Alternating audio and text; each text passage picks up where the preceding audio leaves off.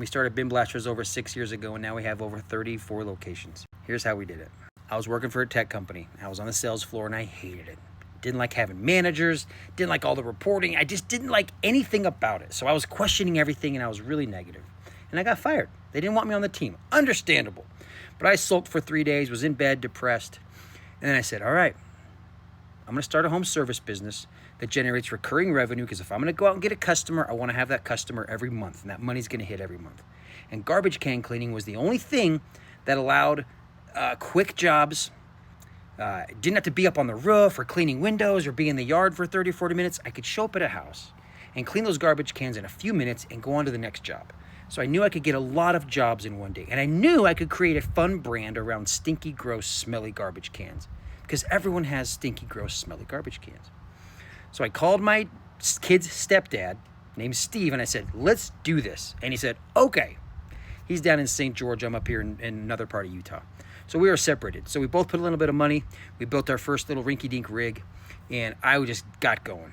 And I was on my own, cleaning bins, riding a scooter, slapping stickers on garbage cans, just figuring out how to grow this thing. And about a year in, I started making videos. And about third or fourth video blew up. And I was addicted. I was hooked, not only to the attention, but the fact that other people were very curious about what we were doing. Because there were other guys cleaning garbage cans around the country, but no one was making great videos about it. So no one really was seeing it or learning about it.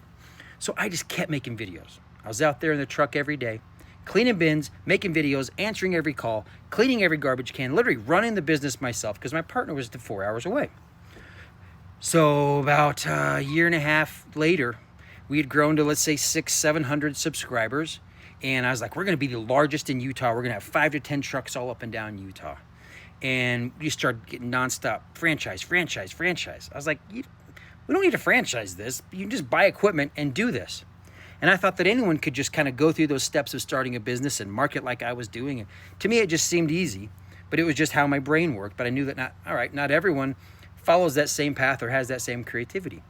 So we realized, after talking with some attorneys, said, all right, we should franchise this thing. We were probably a little early at the time, but we knew we had something that was growing around the country and our visibility was massive. So we jumped on it. We paid about 40 grand for a big stack of thick documents that said, you're now a franchisor. And we started selling franchises. I didn't know what I was doing. We sold 10 locations very quickly. And as those locations started opening and we just got them their equipment, said, there you go. Go out and clean bins, do what I was doing. That doesn't work. You have to train and support and really put them into that system that is working. And we had a whole lot of leads.